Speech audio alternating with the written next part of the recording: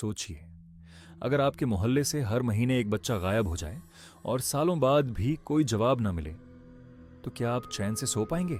नोएडा का सेक्टर 39 एक आम सा इलाका, लेकिन एक घर नंबर D5 जिसने पूरे देश को हिलाकर रख दिया। आज की ये कहानी सिर्फ कत्ल की नहीं है, ये कहानी है उस खामोशी की जिसके पीछे छुपा था सबसे डरावना सच। नेठारी गांव, छोटे छोटे घर, मजदूरी करने वाले लोग और उनके बच्चे जो शाम को खेलते खेलते अचानक गायब हो जाते थे। पहले एक, फिर दूसरा, फिर तीसरा। लोगों ने सोचा शायद भाग गए होंगे, शायद किसी रिश्तेदार के यहां चले गए। लेकिन सवाल यह था, अगर बच्चे भागे थे तो लौटे क्यों नहीं? महीने बीतते गए, लेकिन बच्चों की संख्या बढ़ती गई। माएं थानों के चक्कर काटती रहीं। पुलिस ने फाइलें खोली, फिर बंद कर दी। किसी ने कहा, ये गरीब लोग हैं, इनके बच्चे कौन पूछे। लेकिन एक दिन सब कुछ बदल गया। साल 2006, घर D5 के सामने की नाली जाम हो गई। सफाई के दौरान जो निकला वो इंसानी दिमाग सहन नहीं कर सकता। खोपड़ियां, हड्डियां और बच्चों के कपड़े, पूरा इलाका सन्न रह गया। जो बच्चे सालों से गायब थे वो कहीं गए नहीं थे, वो यहीं थे, इसी घर के नीचे।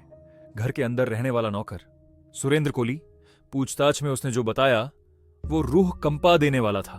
उसने कहा, बच्चों को बहलाकर घर लाता, उनका गला घोंट देता और फिर थोड़ा रुक कर उनके शरीर के टुकड़े कर देता।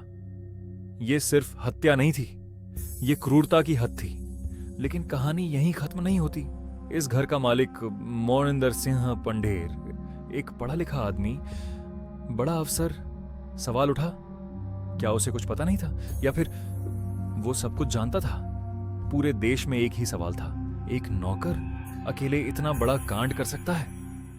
ये कहानी सिर्फ मरे हुए बच्चों की नहीं है, ये उन माँ बाप की है जो आज भी रात को आवाज सुनते हैं। कई लोगों ने कहा, आज भी D5 के पास रात में बच्चों के रोने की आवाज आती है। कई लोग कहते हैं वहां से गुजरते वक्त अचानक सांस भारी हो जाती है। शायद कुछ जगहें अपने अंदर दर्द समेट लेती हैं। कोर्ट ने सजा सुनाई, फांसी के फैसले आए, लेकिन आज भी कई परिवारों को नहीं पता उनका बच्चा कौन सा था, कहां दफनाया गया और क्यों मारा गया।